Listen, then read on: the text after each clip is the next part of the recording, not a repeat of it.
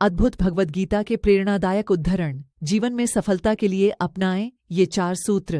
भगवद गीता में हमें समता, कर्म, निष्कामता, स्वनियंत्रण, संकल्प, प्रेम, संतोष, सहनशीलता, स्वपरिचय और मुक्ति के सूत्र मिलते हैं जो हमें सुखी, संतुलित, समृद्ध, सकारात्मक, स्वस्थ, समर्पित, संतुष्ट, सहनशील, समझदार, स्वप्रकाशित और मुक्त करने में मदद करते हैं। वीन, समता, सुख और दुख, लाभ और हानि, जय और पराजय को एक समान बनाकर युद्ध के लिए युद्ध में लग जाओ, इस प्रकार तुम्हें पाप नहीं लगेगा।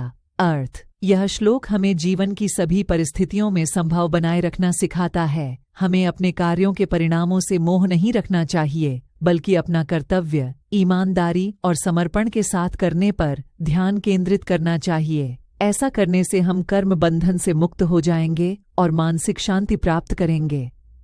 2. कर्म।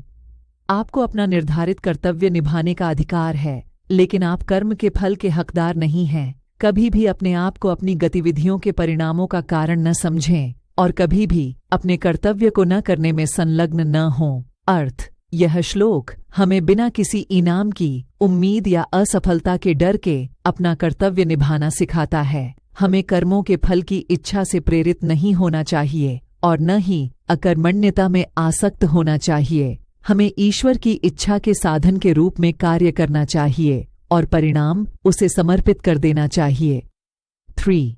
निष्कामता।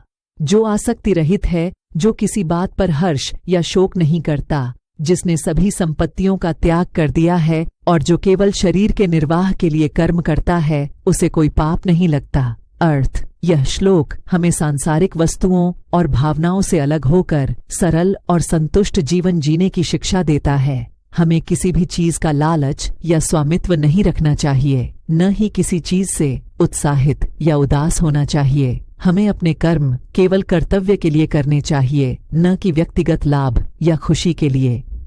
4. स्वनियंत्रण। इंद्रियों को शरीर से श्रेष्ठ कहा जाता है। मन इंद्रियों से श्रेष्ठ है, बुद्धि मन से श्रेष्ठ है और जो बुद्धि से श्रेष्ठ है वही आत्म है।